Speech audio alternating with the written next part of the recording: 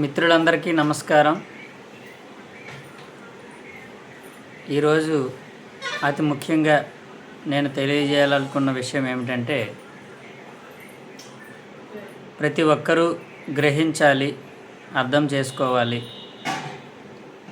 అవగాహన చేసుకోవాలి. అదేంటంటే, జంతువులను వధించి వాటి మాంసాన్ని తినటం అనేది మహా పాపం. మనలాగే జీవిద్దామని ఈ భూమి మీదకి వచ్చాయి ఆ ప్రాణులన్నీ కూడా. మన తోటి ప్రాణులను మనము ప్రేమించాలే కానీ వాటిని చంపి తినడం అనేది మహాపాపం. ప్రస్తుతం భూమండలంలో మాంసాహారం అనేది ఎక్కువ అయిపోయింది. ప్రతి ఒక్కరూ అర్థం చేసుకోవాలి, మనిషి జీవితంలో దుఃఖానికి కారణం ఇతర జీవులను దుఃఖానికి గురి చేయటమే కారణం. ఎవరు కూడా మాంసం తినకూడదు. మాంసం తినడం అంటే ప్రాణం ఉన్న జంతువుల్ని చంపి తినటమే. నాలుక రుచి కోసం జంతువులను చంపి తింటున్నాం, రక్త మాంసాలను తింటున్నాం. కానీ మన తిండి వెనకాల ఎన్నో జీవుల యొక్క ఘోష, బాధ, ఆ దుఃఖం అంతా కూడా ఉంది. అంతేకాదు, అవి చనిపోయినప్పుడు వాటి పిల్లలు అవన్నీ కూడా ఘోషిస్తాయి, దుఃఖిస్తాయి. వాటి యొక్క బాధ అంతా కూడా మనకు తగులుతుంది. మరి కనుక ప్రతి ఒక్కరూ గ్రహించాలి, కొంచెం ఆలోచించాలి. భగవంతుడు మనకి ఈ భూమి మీద మానవుడికి ఇచ్చిన ఆహారం శాకాహారం, ఫలాలు.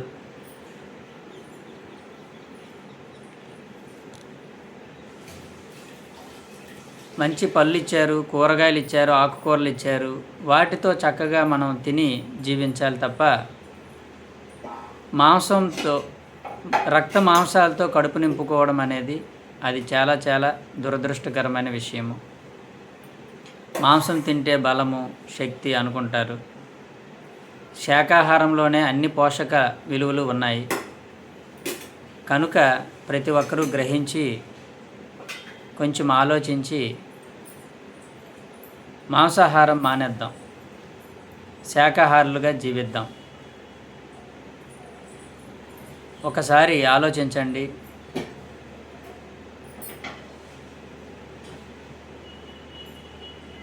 ఎంతో పాపం మూటగట్టుకుంటున్నాం మాంసం తిని.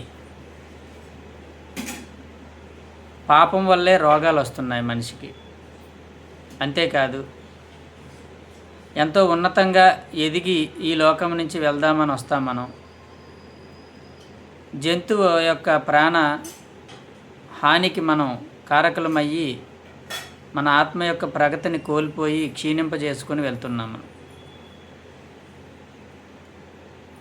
మన ఆత్మ యొక్క ప్రగతిలో మనం ఉండాలి తప్ప మన ఆత్మని తిరోగమనం వైపు తీసుకెళ్ళకూడదు. మాంసం తినటం వల్ల మనం తిరోగమనం వైపు వెళ్తాము. మనం పురోగమనంలోకి వెళ్ళాలి. వచ్చాము, పోతాము. వచ్చిన వాడికి పోక తప్పదు, మళ్ళీ రాక తప్పదు. ఈ మధ్యలో మనం ఎలా జీవించామన్నదే ఇంపార్టెంట్. చక్కగా ప్రతి ఒక్కరూ శాకాహారులుగా జీవించాలి, మాంసాహారాన్ని మానేయాలి. ఇదేదో అజెండా కోసం చెప్పిన మాటలు కాదు ఇవి, ఇది సత్యం. ఇది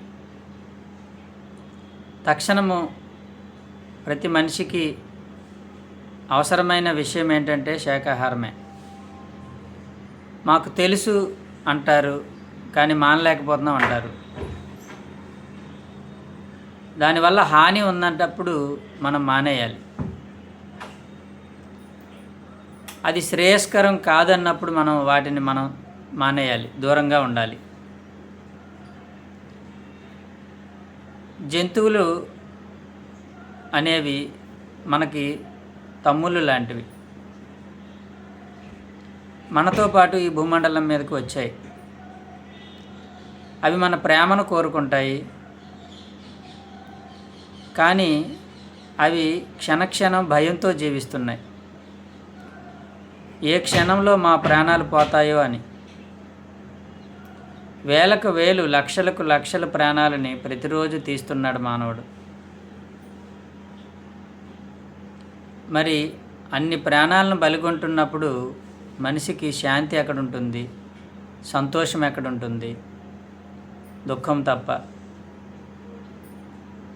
మన ఆనందం కోసం, మన డబ్బుల కోసం, నాలుక రుచి కోసం ఇతర జంతువులను చంపి వాటి మాంసాన్ని భక్షించడం అనేది ఎవరికి వారే చేటు చేసుకుంటున్నట్టు, ఎవరికి వాళ్ళే కీడు చేసుకుంటున్నట్టు, ఎవరికి వాళ్ళే హాని చేసుకుంటున్నట్టు.